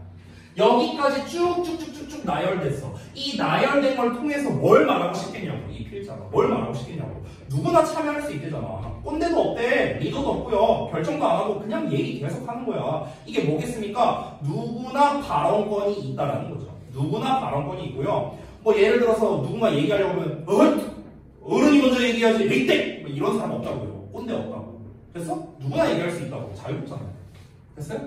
그러니까 여기서 우리가 뽑아내야 되는 키워드가 바로 뭐냐? 이거야 이거예요. 됐냐? 자, 그래서 자유롭게 회의를 한대. 그래서 자유롭게 회의에서 뭐 어쩌라고. 이것만 나오면은 뭐 있겠죠. 그렇죠. 자유롭게 회의를 하는구나. 그렇구나. 물론 이러고 끝날 수도 있겠지만 그래서 뭐 어쩌라고. 그래서 다음 걸 볼까요? Yeah, after that. 그러나 그 후에 회의가 끝나고 난 다음에 여기서 다 회의한다는 내용이에요. 뭐 목적도 없이 회의하고 해산한다 뭐 이런 내용 나왔어요. 그럼 회의 끝나면 뭐 하냐고. 모든 사람들이 뭘 해야 할지를 알고 있는 것처럼 보인대요. 본인이 해야 할 일을 알고 있대. 아니 원래는 우리가 정석대로 회의를 해야만 너는 뭐 해라 너는 뭐 해라 원래 이렇게 지정을 해줘야 본인이 해야 할 일을 아는 게 일반적이잖아요. 그렇죠? 근데 누가 지정해 준 것도 아니고 결정을 내려준 것도 아닌데 그냥 지들끼리 모여갖고 떠들었거든? 근데 이미 본인들이 해야 할 일을 다 알고 있다는 거예요. 됐어? 수동적이지 않다는 거죠. 수동적인 게 아니야. 그냥 자기가 막 나서고 막 하고 싶은 말 막 해. 그리고 각자 본인이 해야 할 일을 알아서 하는 거거든요. 그럼 이 회의가 끝나고 난 다음에 어떻다? 각자 할 일을 알아서 진행하는 거죠. 지들 알아서 진행하는 거죠. 여기 알아서라는 말이 나왔죠. 이걸 좀 그럴듯하게 바꿔볼까? 이게 뭔지 알아요? 자발적으로. 됐어? 그럼 자발적으로가 영어로 뭘까요? voluntary라고 하거든요.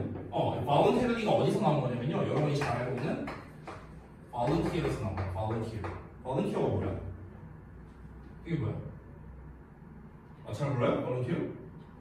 자원봉사하다잖아. 그쵸? 근데 정확한 뜻은요. volunteer는 자원봉사하다가 아니고요. 자원하다예요. 봉사가 아니야. 알겠어요? volunteer가 뭐라고요? 봉사가 아니고요. 자원이에요. 자원. 됐어? 그러니까 무슨 말이냐면 예를 들어서 뭐 마술쇼를 한다고 쳐볼게. 내가 마술사야. 그러면 제 맛을 좀 도와주실 미녀 관객분 없습니까? 예 없네요 하면서 이제 그러면은 저기 아무나 좀 나와서 좀 도와주십시오. 도와주실 분 없습니까? 저요. 예 도와주십시오. 그럼 방금 전에 저요 한 사람. 이 사람이 자원한 거죠. 그렇죠? 이때 우리가 volunteer라는 표현을 써요. 근데 이 사람이 봉사하는 건 아니잖아. 그렇죠? 봉사는 아니죠. 그래서 volunteer의 느낌은 뭐다? 봉사가 아니고요. 자원의 느낌이라고. 자원한다는 건 무슨 말입니까? 지가 알아서 한다는 거죠. 맞잖아. 자원한다는 말에는 어떤 의미가 숨어져 있습니까? 지가 알아서 한다는 거고요. 스스로 한다는 거고요. 남의 억압에 의해서 하는 게 아니죠. 그렇죠? 지가 알아서 하는 거죠. 강요받지 않은 채로 하는 거죠. 그래서 이게 자발적인 거라는 겁니다. 각자 할 일을 지가 알아서 한다는 거는 자발적으로 한다는 거죠. 그래서 그 내용 나오는 거야. 왜 그러냐면 그들은 서로를 너무나 잘 알고 있거든요. 그래서 얘네가 더 작은 그룹으로 모여갖고 그래서 스스로 여기 딱 나왔네요. for themselves라고.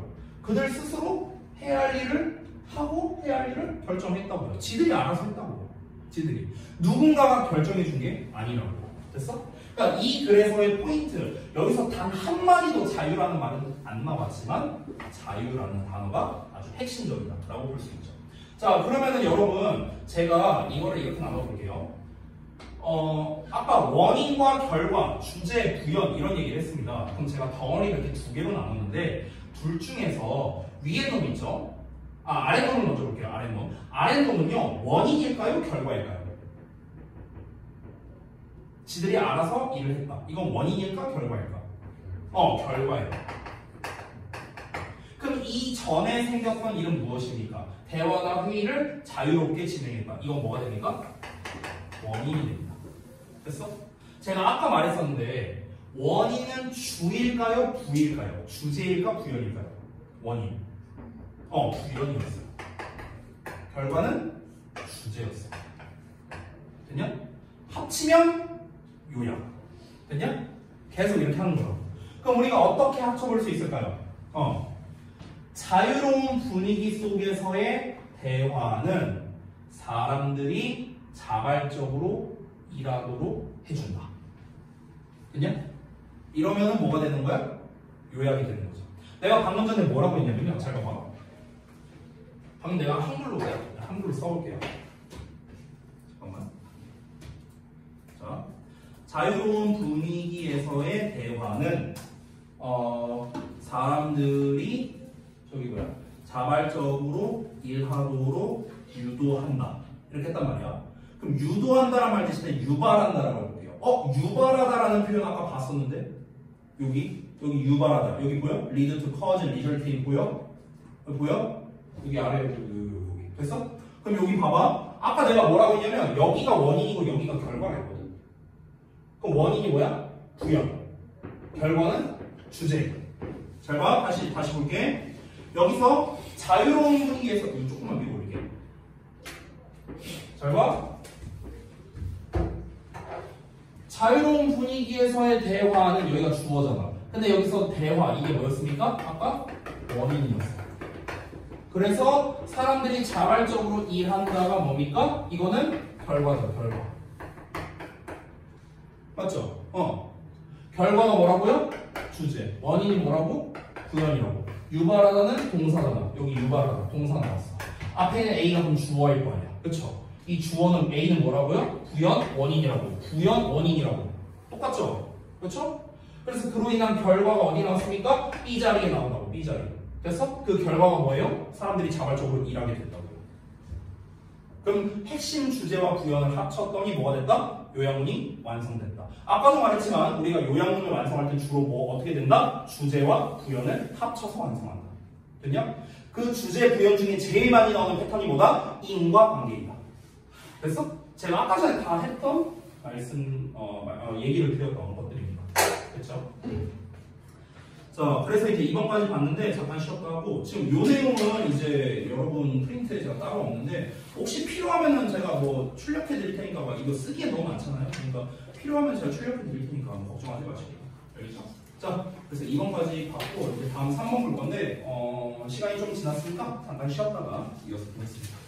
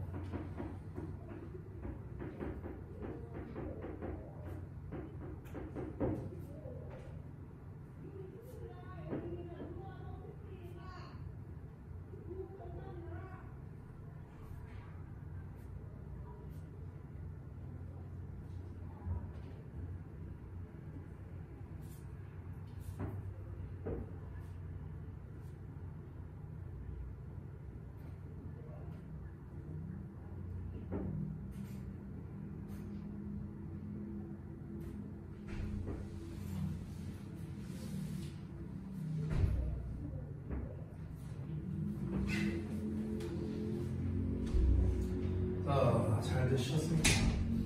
이렇게 4명밖에 없는데 이렇게 냄새가 꼬리꼬리하다.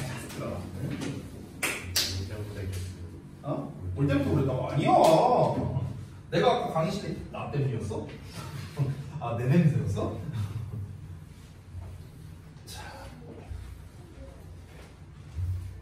자, 그러면 3번 한번 볼까?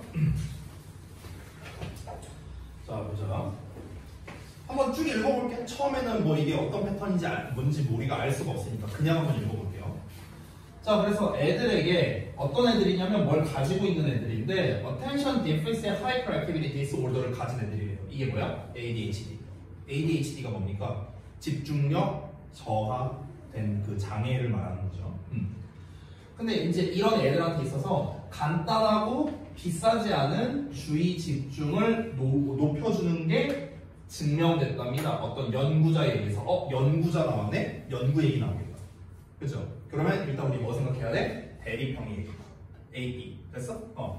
연구자에 의해서 입증됐대잖아. 그쵸? 그럼 봐봐. ADHD 환자가 뭐 할 수 있다? 집중력을 높일 수 있는 방법이 있대요. ADHD가 결국 뭐라고? 집중력 저하 장애잖아요. 그렇잖아. 근데 얘네가 집중력을 높일 수 있는 게 증명됐대요. 자, 그럼 내가 미리 물어볼게요. 요 내용은요, 원인일까요? 결과일까요? 결과예요. 결과는 주제예요? 구현이에요? 됐어? 결과를 먼저 말하고 시작한 거야. 증명됐대. 그럼 이제 뭐가 나와야 돼? 어떻게 증명됐는데? 어떻게가 나와야 될 거 아니야. 그렇죠? 즉 원인이 나와야겠죠. 원인은 어디 나올까요? 뒤에 나올 겁니다. 근데 연구 어쩌고 했잖아. 그럼 연구니까 여기 이 원인 부분에 뭐로 나올까? 이게 나오겠죠. 됐어? 이렇게 우리가 그 틀을 잡고 시작하는 거예요. 알겠어요? 대충 알겠어? 해볼까? 자, 그래서 그 연구자가 무슨 뭐 일리노이주 대학 출신인데 뭐 이딴 거 필요 없고요. 그래서 연관성을 확인해보기 위해서랍니다. 연관성이니까 지금 between이 나왔죠. ADHD 증상과 환경과의 연관성이래요. 환경. 자, 그러면은 내가 이렇게 여기다 쓸게요 그냥. 자, 이렇게 나눠볼 건데 환경과의 연관성이래요. 그럼 환경에 대해서 얘기하려는 것 같아요. 그래서 그녀가 연구를 수행했는데 그 연구에서 그녀가 애들을 산책을 시켰답니다. 세 가지 다른 환경에서요. 앞에서 환경이란 말 나왔어요. environment. 이 환경이란 말을 바꿔서 썼습니다. 그 환경이 뭐냐면요. 공원이랑 도시지역이랑 거주지역이에요. 이번에는 그러면 AD가 아니라 A, B, C가 나와있네. 다시 쓸게요. 자, 그러니까 지금 변수가 이렇게 나왔는데 이 A, B, C가 전부 다 뭐냐면 다 환경 범주에 들어갑니다. 환경 범주. 얘가 뭐였습니까? 이제 공원이죠. 공원. B는 도시지역. C는 거주지역입니다. 됐죠? 이렇게 돼 있습니다. 자, 여기에서 뭘 시켰다고요? 산책 시켰다고. 산책. 요 환경에서 이제 산책을 시켰대요. 산책. 자, 어떻게 되는지 한번 볼게요. 그래서 이제 20분 정도 산책을 시키고 난 다음에 그녀가 이제 뭘 시켰냐면요. 애들한테 몇 가지 과업을 시키고요. 그리고 그 성과를 비교해 봤답니다. 그래서 여기서 과업은 아무래도 집중력과 관련 있는 과업이지 않을까요? 뭐 예를 들면 뭐였어? 뭐 큐브 같은 거 맞춰봐라 뭐 이런 거지 않을까 대충? 어쨌든 그런 걸 시켜봤대. 그래서 산책에 대한 그 점수를 한번 비교해봤대요. 각 다른 환경에 대해서 이제 애들 산책시키고 이제 과업을 시켰다고 했잖아. 그럼 이제 그거를 정량화한 거야. 이렇게 이제 점수를 매겨본 거야. 그래서 점수를 매겨보니까 어떤 결과가 나오는가? She found 하면요, 이 found라는 단어가 나오잖아. find 이런 단어. 그러면요, 알아냈다는 거죠. 알아냈다는 거는 뭘 말하는 겁니까? 결과를 말하는 거예요. 결과. 이제 실험 결과를 말하는 거야. 그 실험 결과가 뭐냐면, 자, 공원에서 산책하고 난 후에, 자, 공원 나왔다, 공원. 근데 여기서 공원을 뭐라고 표현하고 있냐면요, the greenest space라고 표현하고 있어요. among three, 세 개 중에서. 가장 그린하대요. 그린 하면은 초록색인데, 여기서 초록색이라고 해석하진 않겠죠? 그린이 뭘 말하는 걸까? 자연적인 거. 됐냐? 우리가 흔히 자연이 푸르다라고 표현하죠. 푸르다. 그거예요, 그거. 그린. 됐습니까? 그러면은, 공원은 뭐냐면요, 다른 말로는 자연적 환경이에요. 세 개 중에서. 맞죠? 여기 다 건물 있고 이럴 텐데 여기는 없을 거 아니에요. 그렇죠? 자연적 환경이라고 지금 본문에서 단서를 줬습니다. 자, 여기서 했더니, 그래, 어쨌든 산책시키고 과업시켰더니 그래서 결과가 어떻게 나왔냐고요? 애들이요, 보통은 집중을 더 잘했답니다. 자, 자연적 환경에 있었더니 어떻게 했다? 집중도가 올라갔답니다. 집중도가 올라갔다는 거는 아까 얘랑 똑같은 말이죠. 그렇죠? 자, 그러면 이 집중도가 올라갔다는 거는 결과에 속하는 거니까 얘는 됐고요. 그럼 결국에는 여기서 해당되는 핵심은 뭐겠습니까? ADHD 환자들이 집중력이 높아졌답니다. 어디에 있을 때? 자연적 환경에 있을 때. 됐어요? 자, 그럼 자연적 환경에 있을 때는 원인이 되는 거죠. 아까 전에 제가 보여준 패턴 다시 한번 볼까요? 자, 봐봐. 주제 부여형 한번 볼게요. 여기에 뭐 있습니까? when 뭐예요? 여기 보이죠? B 할 때 A 한다. B가 뭐야? 부여. A가 주제. 됐어? 자연적 환경에 있을 때. 됐어? 그 집중력이 높아졌다. 결과. 원인, 결과. 부연, 주제. B가 부연. A가 주제. 보여요? 똑같은 패턴 나왔습니다, 지금. 자, 그래서 요약을 실제로 한 걸 보면은요, 어떻게 나왔냐면, 그 요약문이, 여기죠? 요약문을 보시면, ADHD를 가진 애들이 자연에 노출됐을 때라고 표현했네요, 여기서는요. 자연에 노출됐을 때 집중력이 향상됐다. 보여요? 자연적 환경에 있을 때 집중력이 올라갔다. 지금 내가 딱 빨간색 체크한 부분만 핵심으로 나왔네요. 됐나? 됐어요? 그래서 결국 얘도 뭡니까? 원인과 결과, 주제, 부연 합쳐서 한 거라고요. 여기서 심지어 when도 나왔네요. 그죠? 그래서 다시 한번 여러분이 보시다시피 핵심은 뭐라? 주제, 부연, 파악이다. 됐냐? 이거를 계속 연습하는 거야. 자, 4번도 볼게요. 자, 이거 좀 지울게요. 저는 계속 이걸 기준으로 얘기할 겁니다. 주제, 부연. 자, 4번 볼게요. 자, 사람과 동물이 기본적으로 똑같은 음식을 먹는답니다. 여러분, 대립관계에서요. 제가 추가로 하나 말씀드리면 대립관계에서는 공통점은 볼 필요가 없습니다. 공통점은 중요하지 않아요. 왜? 결과에 영향을 안 주거든요. 그럼 뭘 봐야 돼? 차이점에 집중해야 돼. 근데 여기 뒤에 뭐가 나오는가? 차이점 나오네요. The only difference. 유일한 차이점. 그 차이점이 뭐랍니까? 바로 The way we prepare meals랍니다. 우리가 식사를 준비하는 방식이랍니다. 됐어? 자, 그럼 차이가 중요하다고 했으니까 식사를 준비하는 방식이야. 자, 그 다음 내용을 읽어보면 But what makes us that special? 무엇이 우리를 그렇게 특별하게 만드는가? 우리는 당연히 인간이겠죠. 뭐가 인간을 그렇게 특별하게 만드는가? 여기서 참고로 하나 말씀드리면요. 여러분 What makes 이렇게 나와요. 이렇게 나오면요. 이게 뭐랑 똑같냐면 Y랑 똑같아요. Y. 의미상 똑같다고요. 뭐가 우리를 그렇게 특별하게 만드는데 왜 우리는 특별한데? 똑같은 말. 됐어? 왜 인간은 특별한데? 무엇이 대체 인간을 특별하게 만드는데? 똑같은 말이에요. 됐어요? 자, 인간은 왜 특별한 존재일까? 하버드의 교수인 리처드 랭엄이라는 사람이 이제 나오는데 여기 보시면 뭐 하버드 교수 막 이런 거 나오잖아. 이런 거를 쓰는 거를 이제 우리가 인용이라고 합니다. 인용을 하는 거의 목적은 뭐냐면요. 주장에 대한 신뢰를 더해주기 위해서 그런 겁니다. 예를 들어서 내가 너네한테 얘들아 너네 건강이 좀 안 좋으면은 저기 내가 인삼 있잖아. 인삼 먹어. 인삼 먹으면 끝내줘.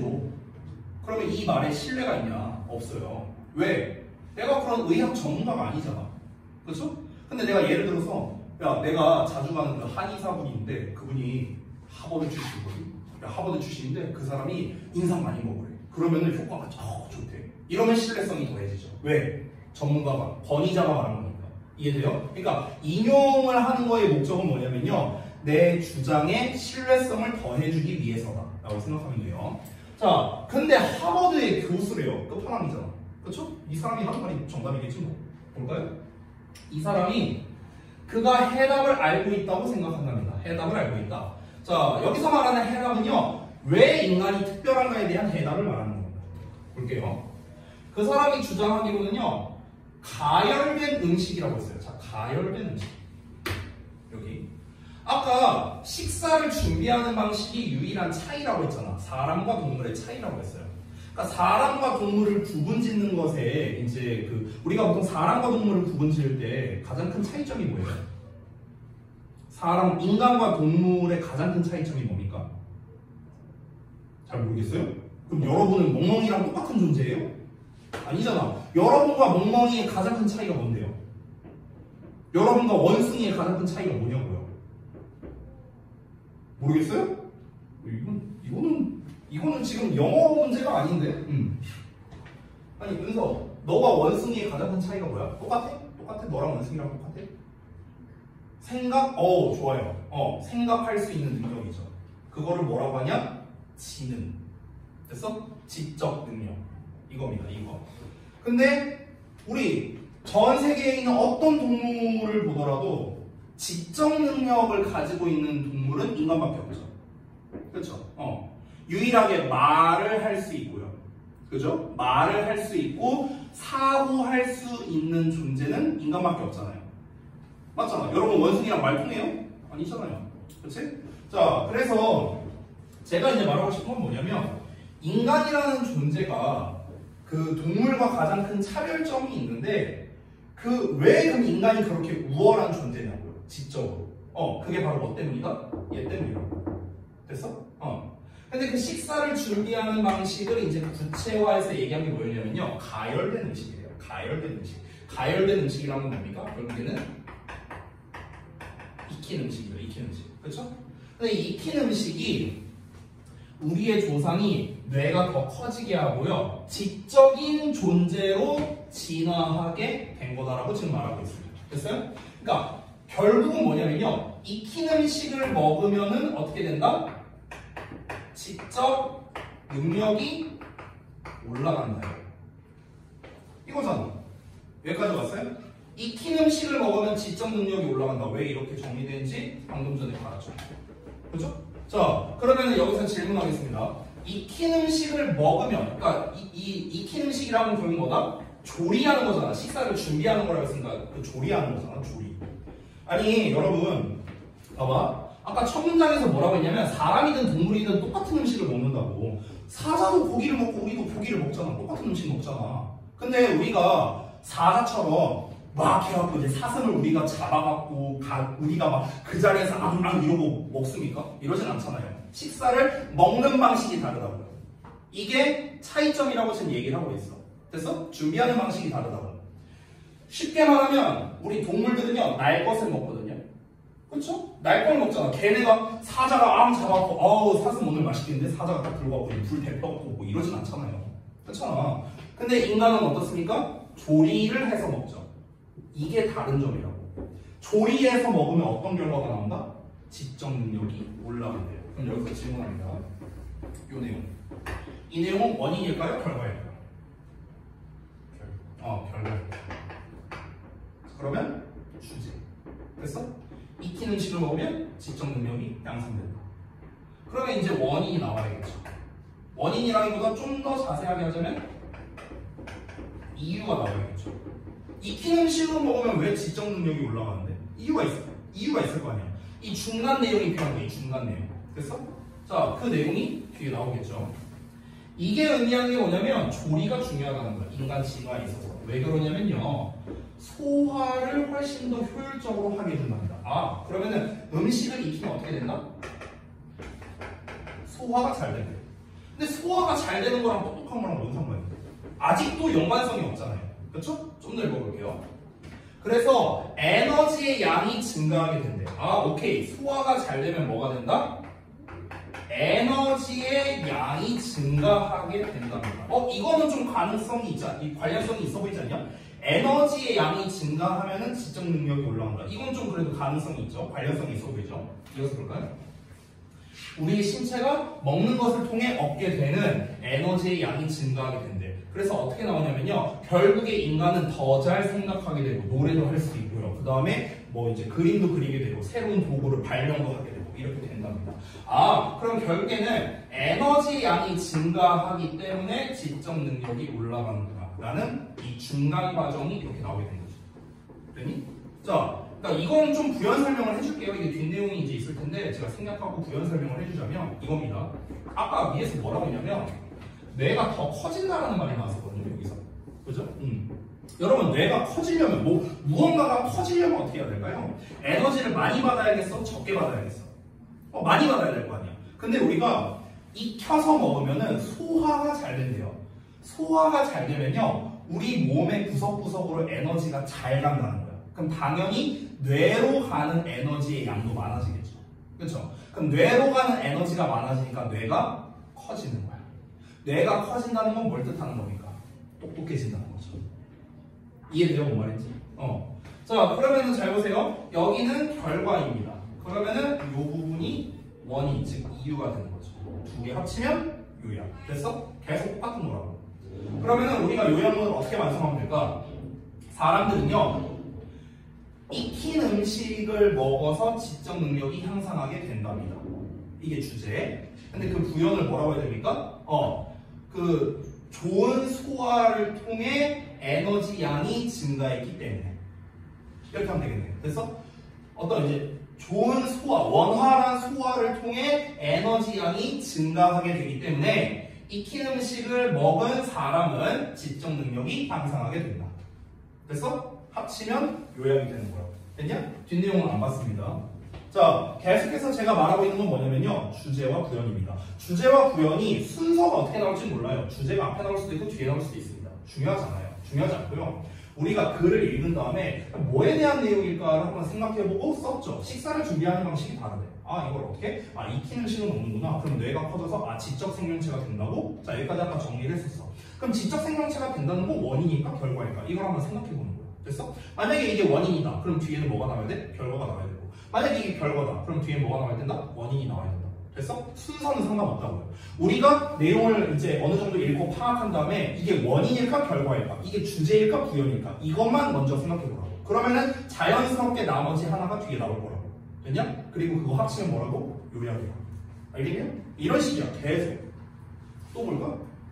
자, 5번까지는 보고 마무리할게요. 자, 5번은 니네가 그 지문을 보지 않았잖아요. 처음 보는 거죠. 그래서 처음 본다 생각하고 한번 똑같이 가볼게요. 지금까지는 내가 실컷 얘기했거든? 이번엔 여러분이 한번 얘기를 해봐. 내가 이제 질문만 할게요, 저는요. 해석이랑. 자, 식당에서 뭘 주문할지 결정하는 데 있어서 문제를 겪어봤어? 캘리포니아 가족 두 구성원이 이 문제를 종종 직면하게 됐어. 자, 여기까지 읽었어. 그럼 내가 여기서 질문을 할게요. 이 글의 소재, 그러니까 이 글이 뭐에 대한 얘기를 하려고 하는 것 같아요? 딱 두 문장 읽었어, 두 문장. 자, 한 번 더 해석할까? 다시 한 번. 식당에서 뭘 먹을지 결정하는데 문제를 겪어본 적이 있냐? 더 쉽게 표현할까? 너 음식점 갔을 때 결정장애 겪어봤어? 이거예요. 더 쉽게 표현하자면 많이 겪어보잖아요? 아, 뭐 먹을까? 이러면서. 이게 뭐라고? 이게 문제라고, 문제. 그래서 이 문제를 자주 직면하게 됐대요. 자, 이 글에서 하고 싶은 말이 뭐야? 아니, 지금 답을 다 알려줬는데도 모르겠어요? 재현아, 이거 뭐에 대한 얘기예요? 두 문장까지 읽었을 때. 그냥 레스토랑 장점. 뭐라고요? 레스토랑의 장점. 레스토랑의 장점이요? 아니, 여기 두 문장을 읽었는데 어떻게 레스토랑의 장점이 나와요? 여기 장점에 대한 얘기가 어디 있는데, 이 두 문장에서? 아니, 내가 지금 여기까지 읽었잖아. 아니, 여기까지 읽었는데 레스토랑의 장점이 어디인데? 네가 말해봐. 장점이 뭔데? 장점이 뭔데? 아니, 왜 뜬금없는 레스토랑의 장점은 왜 나오는 거야? 전혀 1도 관련 없는데 왜 갑자기 레스토랑의 장점이 나오는 거지? 자, 미영아, 뭔 얘기하는 것 같아? 두 문장만 읽었을 때? 뭘 얘기하고 싶은 것 같아?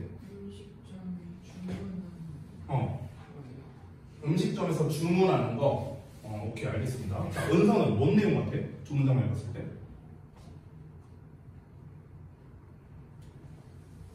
음식점에서 주문하기 어려워서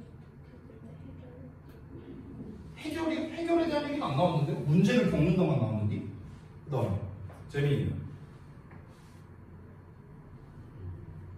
최대한 추려서 결정할 때 뭘? 아무거나 결정할 때? 예시가 레스토랑이니까. 이게 실제 아닐지 이거 어떻게 알아요? 아직 다 안 읽었는데. 맞잖아. 아니, 지금 두 문장밖에 안 읽었잖아. 그렇잖아. 자, 봐봐. 우리가 두 문장만 읽었을 때는요, 지금 문제라는 말이 계속 나오고 있거든요. 그렇죠? 그러면은 음식 선택에 있어서 고민을 하는 거잖아. 맞아? 이게 뭐래요? 문제래요. 끝. 됐어? 근데 이제 제가 한번 얘기한 적이 있는데, 문제가 나오면요, 보통은 해결책이 나옵니다. 그리고 혹시 이걸 기억하시는지 모르겠는데, 문제와 해결책이 나오면 누가 주제인지 알아요, 혹시? 문제가 주제일까? 해결이 주제일까? 그러니까 주제라는 건요, 이 사람이 하고 싶은 말이야. 이 사람이 전달하고 싶은 거. 이 사람이 이 글을 읽는 사람들한테 문제점을 말하고 싶을까? 해결책을 말하고 싶을까? 뭘 말해주고 싶을까? 해결책이죠, 해결책. 야, 이런 문제가 있어. 문제를 중점으로 말하겠냐고. 당연히 이렇게 해결하면 왜? 해결책을 말하겠죠. 그렇죠? 아니, 내가 너네한테, 야, 너네가 왜 영어 성적이 안 나온 줄 알아? 너네 이러이러하기 때문에 그런 거야. 너넨 이게 문제야. 이러고 끝내면 어떡해? 아, 그래서 내가 영어를 어떻게 잘해야 되는데, 아니, 해결책을 알려줘야 될 거 아니야. 그렇지 않아요? 그렇잖아. 그러니까 내가 전달하고 싶은 메시지는 뭐라고요? 니네가 문제가 있어. 이게 아니라고. 이렇게 해결하라. 됐어? 해결책이 뭐가 되는 거야? 주제. 그럼 자연스럽게 얘는 뭐가 돼요? 부연. 심지어 이 해결책 뒤에 구형이 또 나와요. 됐어? 보통은 이렇게 나온다고. 됐어? 그럼 가볼게요.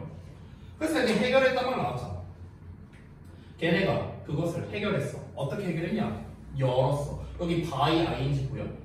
아까 by ing 내가 그 패턴에서 써줬었는데 어떻게 함으로써 어떤 수단 또는 방법을 표현할 때 by ing를 씁니다. 어떻게 해결했냐면요. 한입 사이즈 식당을 LA에다가 열었대요. 한입 사이즈 식당. 그러니까 한입 크기 식당이라는 걸 열었답니다. 한입 크기 식당을 이제 오픈한 거예요. 근데 한입 크기 식당이 뭔지가 이제 좀 설명이 좀 필요하겠죠. 그래서 여기서 설명을 합니다. 이 식당에서는요, 32가지의 작은 아이템이 있는데 얘네가 메뉴에 있대요. 근데 이 작은 메뉴라는 게 어떤 메뉴겠습니까? 당연히 한입 크기겠죠. 한입 크기. 됐어요? 이렇게 있는 거야. 그래서 고객들이 작은 샐러드, 아주 작은 사이즈의 프렌치 프라이, 나초칩, 타코 이런 거를 이제 주문할 수가 있다고 합니다. 아, 그럼 한입 크기 식당을 오픈했다는 거는요. 지금 잘 봐봐. 크기는 굉장히 작다는 거겠죠. 한입 크기니까. 그렇죠? 근데 여기서 지금 뭘 말하고 있냐면요. 32가지 막 이런 얘기를 하고 있어요. 그렇죠? 그리고 그 다음을 보면은요. 이 이제 어디 갔냐? 잠깐만. 너by size item 어쩌고저쩌고 3,000 이건 가격에 대한 거고 그 다음에 여기는 볼 게 없네. 자, 32가지만 봐야겠네요. 32가지. 그럼 32가지의 메뉴가 있다는 건 메뉴가 적은 건 아니잖아요. 그렇죠? 그럼 어떨까? 다양성이 높아요, 낮아요? 높잖아요. 그렇죠? 여기서 좀 근본적인 걸 생각해야 되는데 여러분 그 음식 고를 때 그 결정장애라고 하잖아요. 우리가 일반적으로 그 결정장애가 왜 있는 걸까요? 왜 고민을 해요, 여러분은? 식사 그 먹으러 갈 때? 참고로 저는 고민을 안 하거든요. 저는 10초 안에 결정해요. 뭐 먹을지, 저는요. 근데 여러분 이제 보통 고민하는 친구들이 많으니까 왜 고민해? 재미는 왜 고민해? 이게 첫 번째 이유야. 이것도 먹고 싶고 저것도 먹고 싶은데 이게 첫 번째 이유고요. 두 번째는요, 진짜로 안 떠올라서. 뭘 먹고 싶은지 내가 안 떠올랐어요. 둘 중 하나거든. 근데 이 글에서는요, 방금 재민이가 말한 이유로 얘기를 하는 거예요. 이것도 먹고 싶고 저것도 먹고 싶어. 그러면 다 먹으면 되잖아. 근데 왜 다 안 먹어? 돈이 안 되니까 또는 배부르니까. 둘 중 하나겠죠. 그러면은 돈이 많이 안 들면서도 배가 안 부르면 해결되는 거 아니에요? 그래서 1달러가 안 된대잖아. 메뉴가 1달러가 안 되는데 우리나라 돈으로 1,000원도 안 되는 거야. 메뉴 한 개가. 됐어? 근데 내가 이것저것 다 먹어보면 되잖아요. 가격이 싸니까. 이해됩니까? 그럼 결국에 크기가 줄어들고 다양성이 증가해. 그러니까 사람들이 어떻게 되겠습니까? 음식 선택에 대한 고민이 없어지게 되는 거죠. 됐니?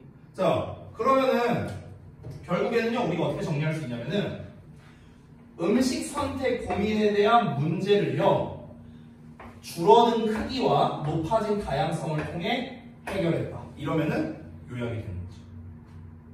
됐습니까? 얘가 구체적인 해결책이죠. 됐니? 그럼 요 부분이 뭐가 되는 거야? 주. 여기는 부가 되는 겁니다. 됐습니까? 자, 그러니까 제가 다시 한번 정리하지만 주와 부를 나눠서 언제나 생각하라고. 그리고 합치면 뭐라? 요약이 된다고요. 이것만 여러분 오늘 가져가세요. 이것만. 알겠죠? 언제나 여러분이 요약을 할 때, 니네 내신 대비할 때 무조건 한단 말이야. 요약 연습. 무조건 할 거예요. 오아시스를 하든 뭘 하든 무조건 할 거란 말이야. 그러면은 뭘 생각하라고? 이 글에 주와 부가 뭘까? 이걸로 접근하라고. 이걸 합치면 요약이라고. 알겠어요? 이거 하나만 알고 가시기 바랍니다. 자, 수고들 많이 하셨고 숙제 좀 말씀드리겠습니다. 잠깐만요. 오늘이 며칠이냐? 6월 18일 수요일이죠. 자, 방금 전 이제 우리가 지금까지 수업했던 그 요약 교재 있죠. 요약 프린트라고 제가 쓸게요. 요 요약 프린트를요, 그냥 간단합니다. 전체 다 푸시면 돼요. 다 풀고요. 답지 나눠드릴 테니까 채점을 하시고요. 그리고 제가 오늘 수업 시간에 이제 말씀드렸죠. 요약 패턴 말씀드렸잖아. A, B, 주, 구 뭐 이런 거 말해줬잖아요. 그래서 그거를 여러분이 한번 직접 써보시면 좋겠습니다. 그래서 요약 패턴을 한번 작성해 와 보실래요? A, B 패턴인가 아니면 주부 패턴인가? 제가 단서는 많이 드렸습니다. 대부분은 주부 패턴이 많은데 이제 실험 연구류의 글은 이제 A, B 패턴이다라고 아까 알려드렸죠. 그래서 이걸 기준으로 한번 해보면 좋겠습니다. 자, 잠깐만요. 저 촬영 좀 일단 끊고요. 시간이 지났네.